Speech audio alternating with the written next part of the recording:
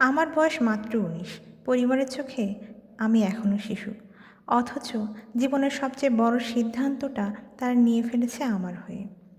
আমার বাবা নিজের ইচ্ছায় আমার মতের বাইরে গিয়ে আমার বিয়ে ঠিক করে ফেললেন একজন ব্যবসায়ীর সঙ্গে। বাবা বললেন, ছেলেটা ভালো, প্রতিষ্ঠিত, তোমার ভবিষ্যৎ সুরক্ষিত হবে। কিন্তু কেউ জিজ্ঞেস করলো না আমি কি চাই।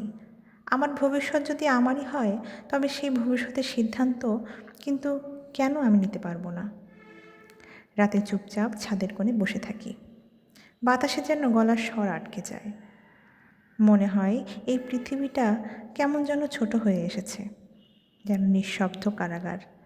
আমার মা কিছু বলতে পারেন না, মুখে শুধু নিঃশব্দ কান্না।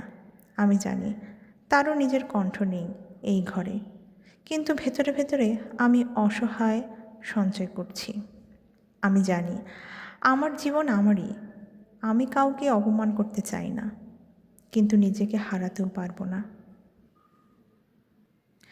২ সপ্তাহের মধ্যে সব কিছু যেন ঝড়ের মতো ঘটে গেল।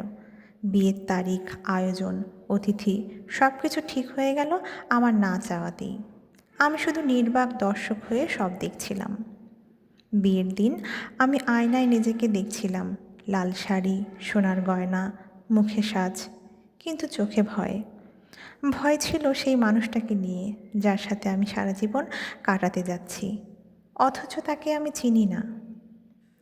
রাতটা এসেছিল নিঃশব্দে, মন কাঁপছিল, বুকের ভেতর ধুকধুকানি থামছিল না।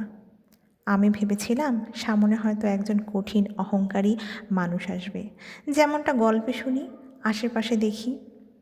সে মৃদু হেসে বলল, তুমি কি আমাকে ভয় পাচ্ছ? আমি কিছু বলিনি, শুধু তাকিয়েছিলাম। তার চোখে ছিল একরকম কোমলতা, যেন শান্ত আশ্রয়।